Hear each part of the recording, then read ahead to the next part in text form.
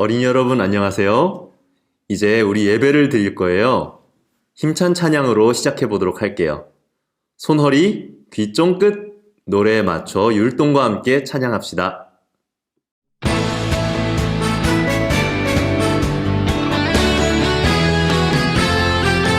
낮아질 때 높아져요 하나님의 사랑은 낮아질 때 커져요 하나님의 사랑이 너와 나의 손길 속에 주님의 형상이 빛나고 너와 나의 겸손한 믿음에 주님이 우릴 높이시리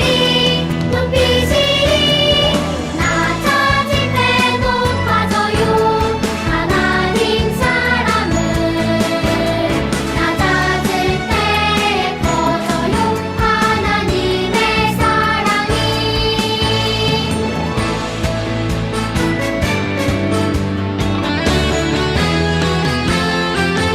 낮아질 때 높아져요 하나님의 사랑은 낮아질 때 커져요 하나님의 사랑이 너와 나의 손길 속에 주님의 형상이 빛나고 너와 나의 겸손한 믿음에 주님이 우릴 높이시리 낮아질 때 높아져요 하나님 사랑은 낮아질 때 커져요 하나님의 사랑이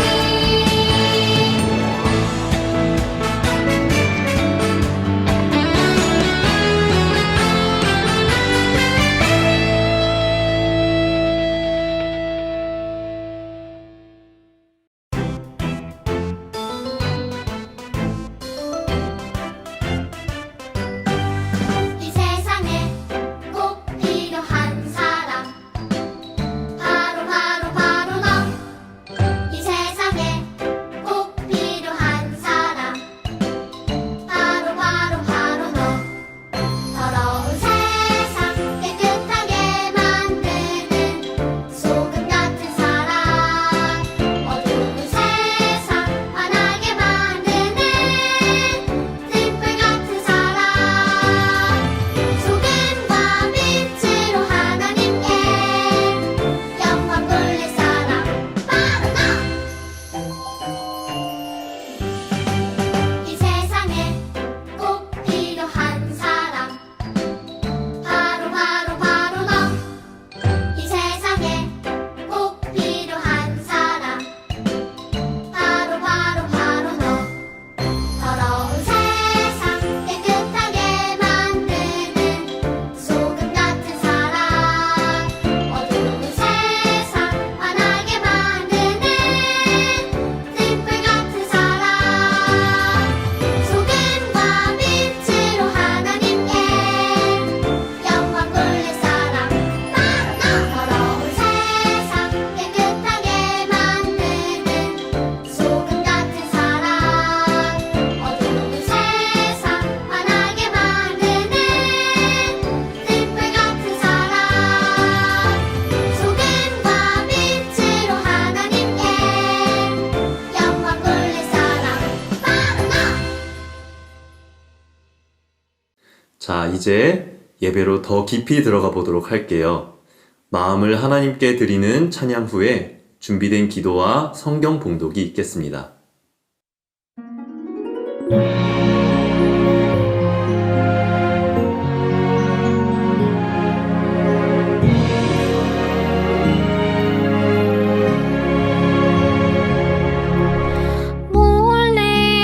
몰래 찾아온 아침 이슬처럼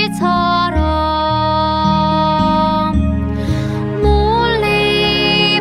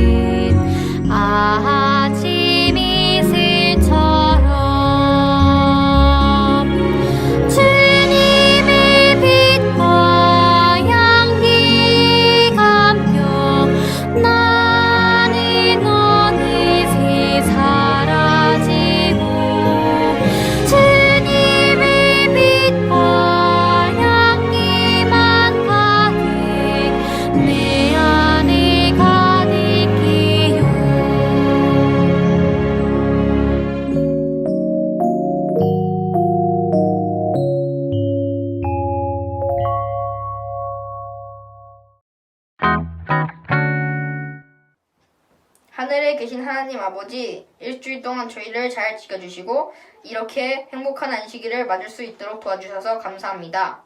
이 안식일에 저희가 하나님의 사랑을 마음 깊이 느낄 수 있도록 저희와 함께 해주세요. 무엇보다 말씀을 주시는 목사님과 함께 하셔서 은혜 넘치는 시간이 될 수 있도록 인도해 주시고 말씀을 듣는 저희 마음에도 함께 하셔서 말씀을 잘 깨달아 알고 우리 삶 속에 실천할 수 있도록 인도해 주세요. 지금은 예배를 시작하는 시간이오니 마치는 시간까지 하나님께서 저희를 인도해 줄 것을 믿고 감사드리며 예수님의 이름으로 기도드렸습니다. 아멘.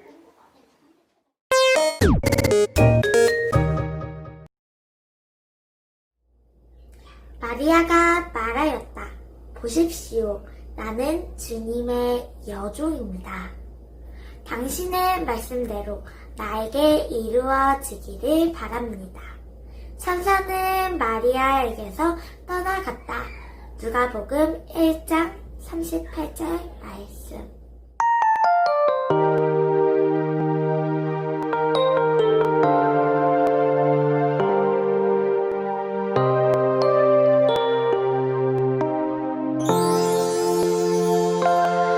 고요한 밤,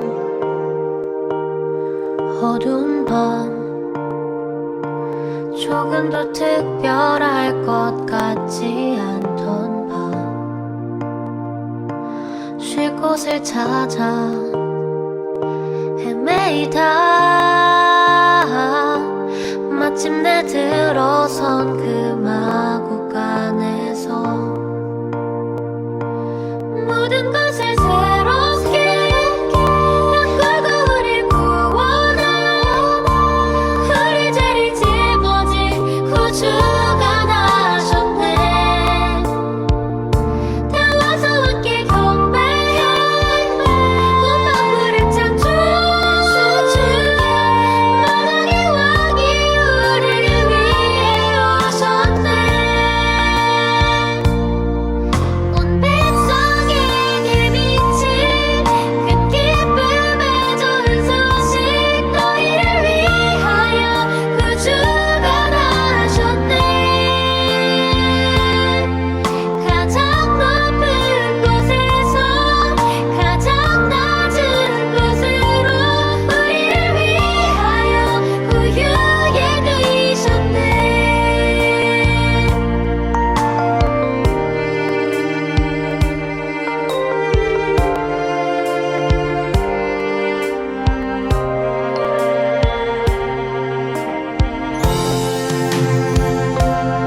모든 것을 새롭게 바꾸고 우릴 구원한 우리 죄를 짊어진 구주가 나셨네.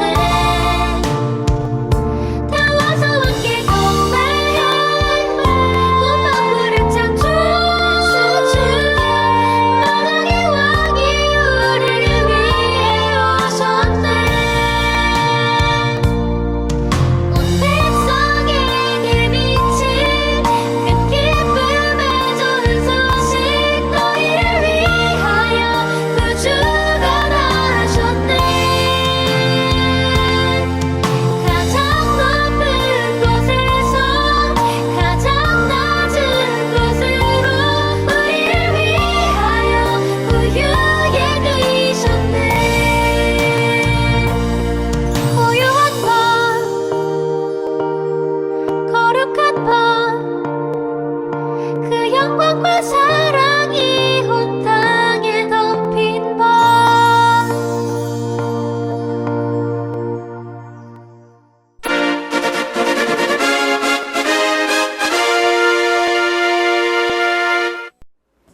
자, 우리 어린이 여러분, 안녕!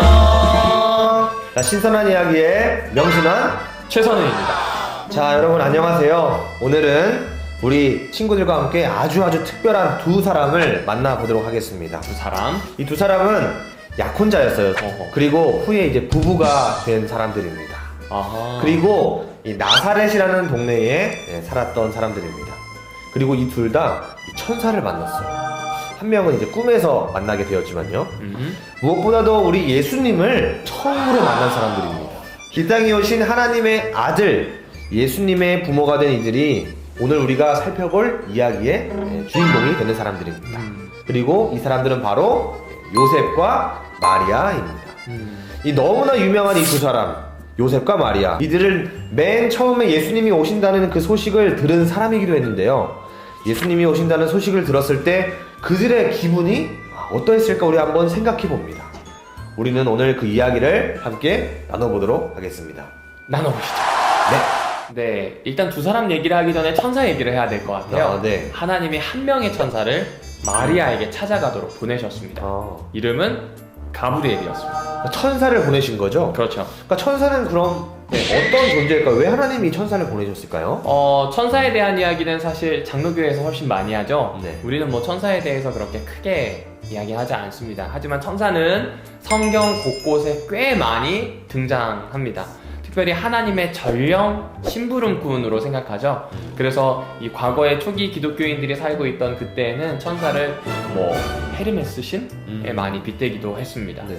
여하튼 이 가브리엘이라고 하는 천사는 대천사 혹은 천사장이라고 불리는 사람이에요. 그는 어떤 중요한 메시지를 가지고 지금 이 세상으로 내려온 겁니다. 그리고 그가 찾아간 사람은 마리아라고 이름을 가지고 있는 한 여성이었어요. 누가복음 1장 26절에 보면요, 이 일이 일어난 당시 그때에 대해서 이야기해 줍니다. 6째 달에 천사 가브리엘이 하나님의 보내심을 받아 갈릴리 나사렛이란 동네에 가서라는 표현이 나와요. 네.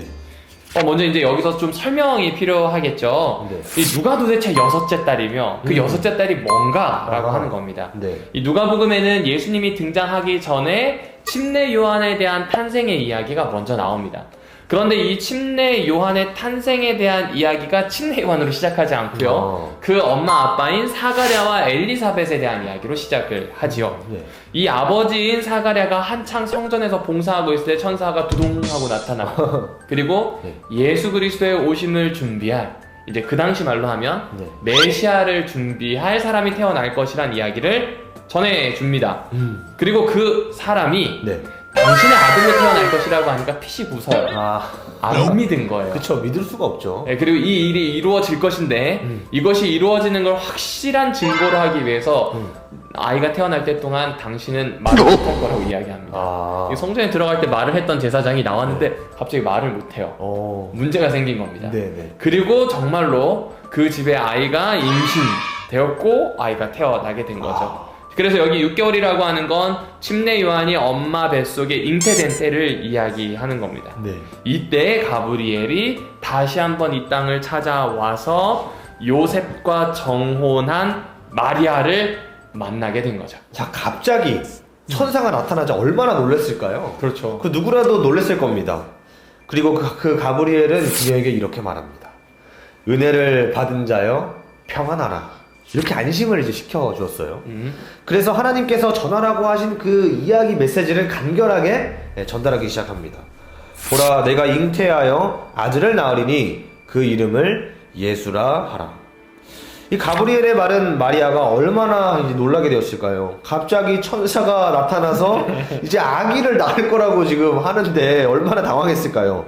자, 그런데 그 아기는 무려 이런 분이다라고 말을 합니다. 어떤 분인가요? 지극히 높으신 자의 아들이고 다윗의 위를 받을 것이고 영원히 왕으로 다스릴 것이며 그 나라가 무궁할 것이다. 이렇게 말을 했습니다. 그렇죠. 이 소식을 얼핏 들으면 네. 너무 기쁜 소식인 것 같을 거예요. 근데 여러분, 당시에 이 마리아는 말씀드렸다시피 아직 결혼을 하진 않았어요. 네. 근데 정혼이라고 표현합니다. 이 정혼은 뭐냐면 결혼하기로 약속한 거죠. 뭐 우리가 쓰는 말로 약혼이 될 텐데, 네. 근데 약혼보다는 좀 더 구속력이 있어요. 아직 결혼을 하지 않았지만 이미 서로가 서로에게 찜 당했기 때문에 결혼 빼고는 모든 게 다 뭐 결혼 생활이 다 다름없다. 네. 뭐 이렇게 이제 생각하고 있던 때입니다. 네. 그런데 갑자기 천사가 나타나서 아이를 가질 거야. 평안해라 라고 이야기를 해요. 이 놀리는 것도 아니고 이 갑자기 그러니까요. 청천벽력 같은 소식을 전하는 거죠. 네. 이 당시에는요, 결혼하지 않은 혹은 정혼한 여인이 아이를 가졌다. 그럼 마을 사람들이 다 돌을 가지고 이 여인을 마을 광장 한가운데 허리만큼 파묻어요. 그리고 돌 던져서 죽여요. 있어서는 안 되는 거다 이거죠. 하나님이 제일 싫어하는 행동이 우상숭배와 간음이었기 때문에 이 당시엔 이렇게 했었습니다. 그러니까 지금 이 소식은 생명이 흔들리는 소식이에요. 동시에 이 소식을 들었을 때 가장 실망할 사람은 요셉이었을 겁니다. 맞습니다. 그래서 이 마리아는 이미 정혼한 상태였고 그래서 그가 꿈꾸던 이 미래가 있었어요. 마리아는 결례가 되지 않게 조심스럽게 그 천사에게 말합니다. 저는 정혼자가 있지만 아직 결혼을 한 것은 아닙니다. 그러니까 무슨 뜻인가요? 그러니까 마리아가 앞으로 이제 결혼해서 낳을 아기가 이렇게 된다는 말씀이시죠? 그러나 가브리엘은 성령으로 잉태할 것이다 라고 정말 이 믿기 힘든 말을 또 하기 시작합니다. 성령으로 잉태된다니 지금 도대체 이게 무슨 말인지 이해할 수가 없는 것입니다. 그렇죠. 이 성령으로 잉태한다라는 개념을 여러분은 이거 이해하실 수 있습니까? 도대체 누가 이해할 수 있고 내가 이해한다고 한들 누가 믿어줄까요 이걸? 그렇죠. 네. 뭐 다 그렇게 생각하지 않을까요? 저 사람 바람 폈네? 뭐 이런 그럴 수도 생각을 할 있죠. 겁니다. 네. 그러니까 마리아 역시 굉장히 당황했을 거예요. 그런데 천연덕스럽게 가브리엘은 말을 계속 이어가요. 하나님의 능력이 너를 덮으리니 너는 잉태하여 아들을 낳을 것이다. 그는 하나님의 아들이라고 사람들이 부를 거야. 그리고 그 증표로 무엇을 이야기하냐면 엘리사벳에 대해서 이야기합니다. 엘리사벳이 이미 임신했다는 거예요. 마리아는 엘리사벳과 친척이었거든요. 그래서 엘리사벳의 상태를 너무나 잘 알고 있었어요. 엘리사벳은 나이가 많아요. 두 네. 부부는 더 이상 아이 가지기를 포기한 상황입니다. 그런데 엘리사벳이 임신을 했다는 소식을 듣게 되는 거죠. 네. 그러면서 이 마리아는 결심을 하게 돼요. 하나님의 말씀을 듣고 그대로 받아들이는 겁니다. 여러분, 믿음이라고 하는 건 어떤 새로운 행동을 급진적으로 하는 게 아니라 이렇게 받아들이는 모양도 있습니다. 그는 이렇게 이야기하죠. 나는 주님의 여종입니다. 말씀대로 내게 이루어지도록 해 주십시오라고 이야기를 합니다. 이 말은 어떤 어려움이 있어도 주신 말씀 그대로 나는 순종해 보겠다는 이야기를 하는 것이죠. 네. 여러분, 바로 이 부분을 주목해 주셨으면 좋겠어요. 바로 마리아가 순종하는 이 태도입니다. 마리아의 순종은요, 다시 천사가 찾아오지 않았어요. 네. 어떤 일이 있을 때 하나님의 천사라든지 하나님의 섭리가 몇 번이고 한 사람에게 일어나는 경우가 있는데 마리아에게는 천사 한 번 딱 찾아오고 그 다음에 천사가 찾아오지 않았어요. 맞습니다. 돌아보지 않고 더 이상 설명을 하지 않아도 될 만큼의 믿음, 그런 순종이었던 겁니다. 이렇게 마리아는 곧 임신하게 되었고 뱃속에 이 아기는 무럭무럭 자라났습니다.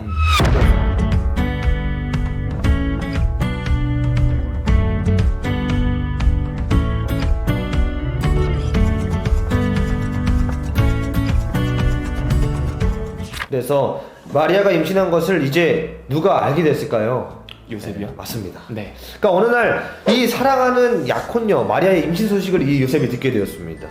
이 결혼을 준비하면서 1년 가까이 정말 열심히 일했고 신혼집을 준비하던 요셉에게 정말 청천벽력과 같은 소식이었습니다. 그러니까 모르긴 몰라도 정말 당황했을 것이고 막 억울하기도 하고 뭔가 그렇죠, 눈물도 그렇죠. 막 흘렀을 거예요. 맞아요. 그가 몫으로 일하던 작업장에서 막 그는 막 울분을 참지 못하고 막 탁자를 내리치면서 막 힘들어했을 수도 있어요. 아, 그렇죠, 그렇죠. 그리고 마리아와 조용히 어떻게 파혼을 해야 하나? 뭐 이런 생각을 해야 될 수도 있어요.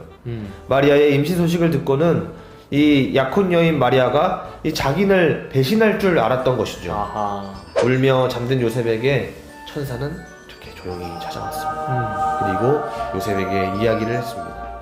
요셉아, 걱정하지 마라. 내 아내는 너를 배신한 게 아니야. 뱃속에 있는 건 성령으로 잉태된 아기가 거기에 있는 것이야. 성령을 통해 하나님께서 이 땅에 오시기 위해서 너의 아내 마리아의 몸에 잉태하고 몸에 임하신 것이란다. 그 아이는 모든 사람의 죄를 용서하기 위해 오신 하나님의 아들이야. 그 아이의 이름을 임마누엘, 하나님이 우리와 함께 계신다는 뜻을 가지고 있다. 이 모든 일은 성경에 기록된 그대로 그 일들이 성취되고 있는 것이야. 처녀가 잉태되어 아들을 낳으리니라고 기록된 성경을 너도 기억하고 있지? 두려워 말고 마리아와 혼인해라. 그 아이는 너희의 구원자가 되실 분이란다. 이렇게 말했습니다. 자, 이제 그러면 바톤은 요셉에게 넘어온 겁니다. 맞습니다. 요셉은 어떻게 했을까요?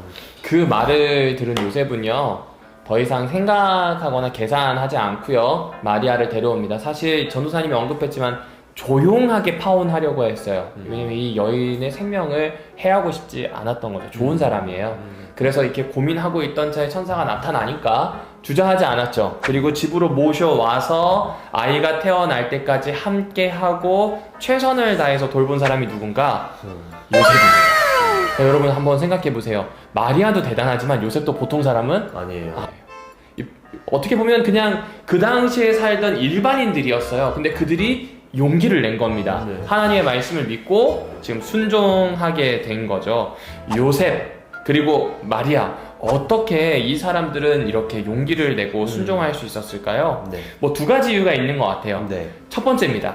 첫 번째는 하나님의 말을 듣고 하나님의 말을 믿었습니다. 이 믿음은 듣지 않고 생기는 게 아니에요. 네. 하나님의 말을 듣고 순종한 겁니다. 뭐 여러 이유가 있을 거예요. 그들은 예언을 알았을 것이고 하나님을 경외하는 삶을 살았습니다. 네.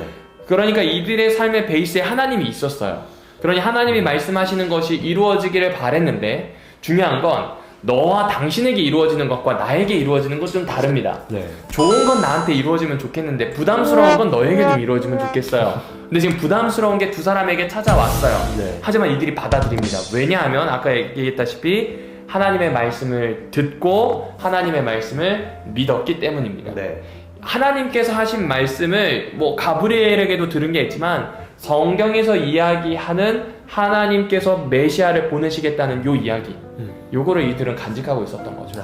그리고 그가 지금 우리를 통해서 태어나겠다는 굉장히 좋은 소식, 복음이라고 부르죠. 네. 그걸 이들은 받아들이게 된 겁니다. 두 번째로는요, 마리아와 요셉은 순종하는 사람이었다는 겁니다. 네. 사람은 나의 뜻과 생각이 다르면 안 해요. 그런데 이 두 사람은 하나님의 뜻이 자기와 다를지언정 내가 가지고 있는 계획이나 내가 가지고 있었던 어렴풋한 이미지랑은 좀 다르더라도 혹 손해를 본다 할지라도 내 뜻보다는 하나님의 뜻을 우선으로 두는 삶의 태도를 가지고 있었던 거죠.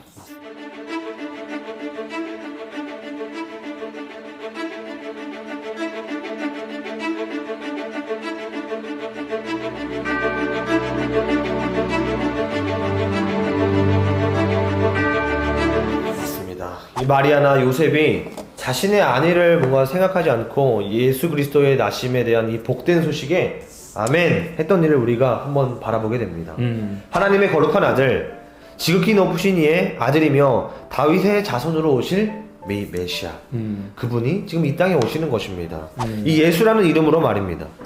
우리 친구들도 그 이름의 뜻을 너무나 잘 알고 있죠. 예수님의 이름의 뜻은 바로 구원자입니다. 우리의 천사가 요셉과 마리아에게 전한 소식이 바로 이것이고, 마리아와 요셉은 이 귀한 일에 아멘 하면서 동의하면서 화답합니다. 우리 친구들에게 이 앞으로 다가올 이 성탄절, 이 크리스마스는 어떤 날인가요?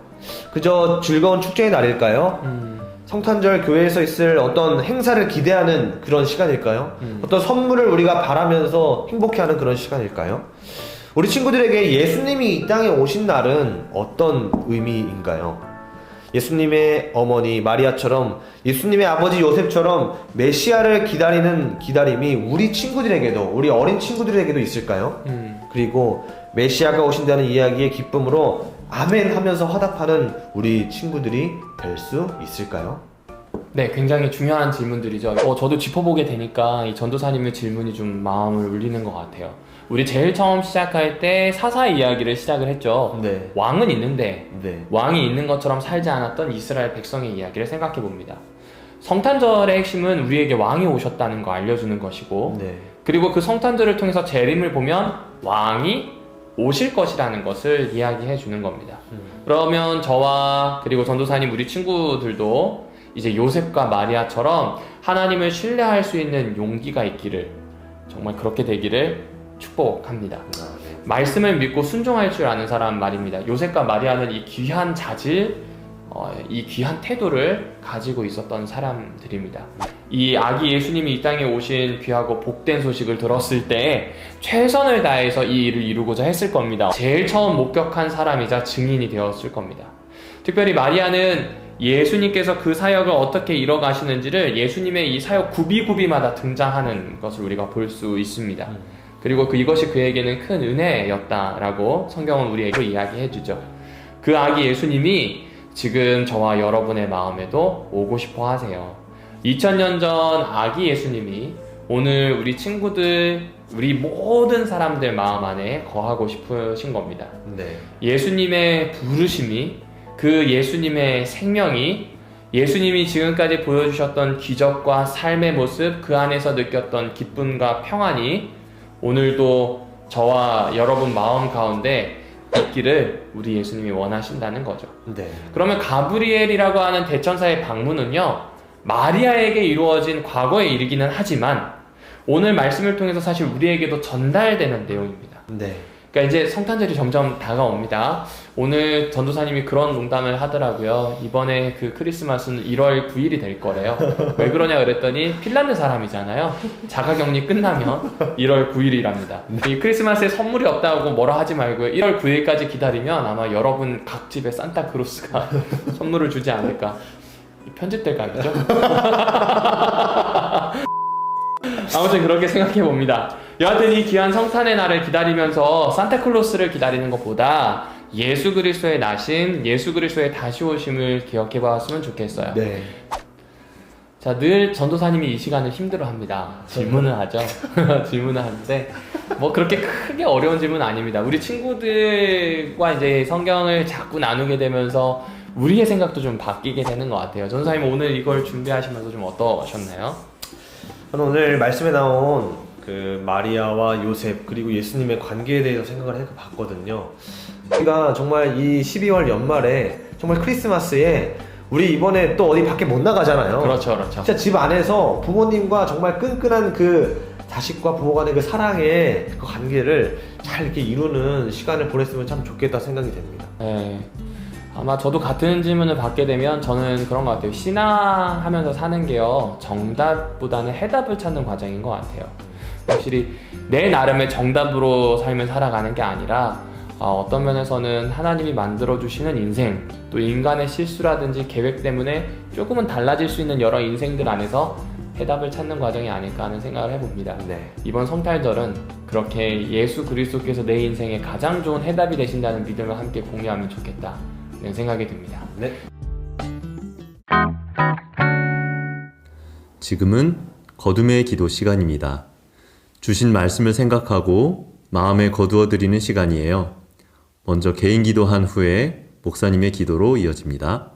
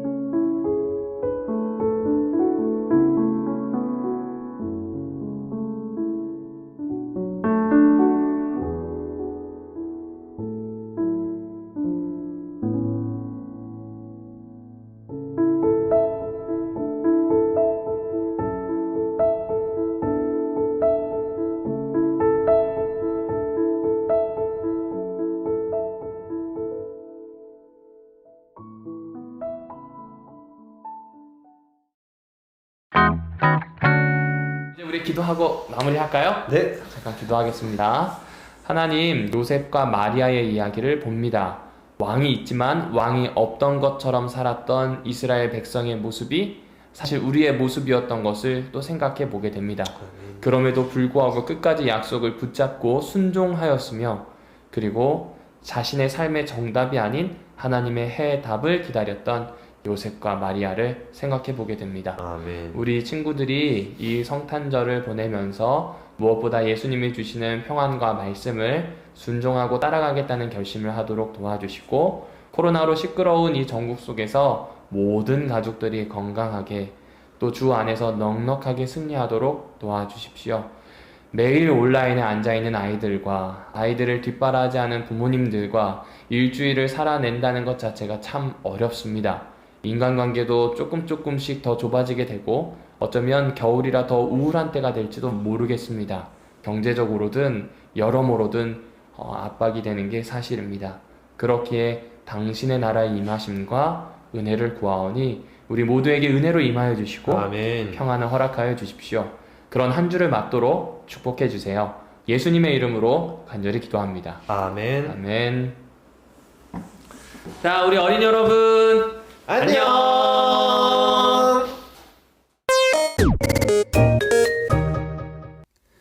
하나님께 몸과 마음, 내게 주신 것에 감사를 드리는 봉헌 시간입니다. 안내를 따라 헌금과 나의 마음을 봉헌하겠습니다. 헌금 기도를 헌금송에 맞춰 함께 찬양으로 대신하겠습니다.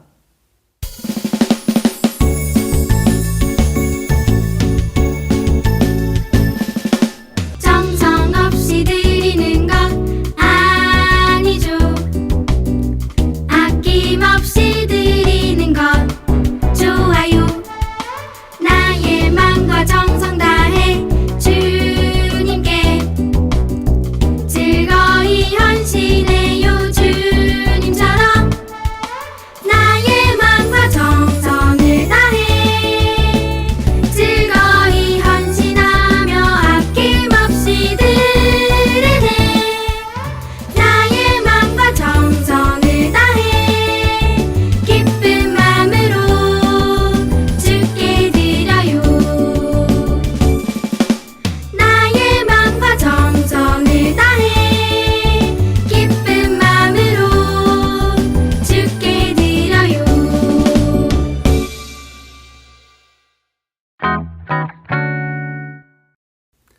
주님의 기도로 함께 입을 모아 암송하는 것으로 오늘 예배를 마치겠습니다.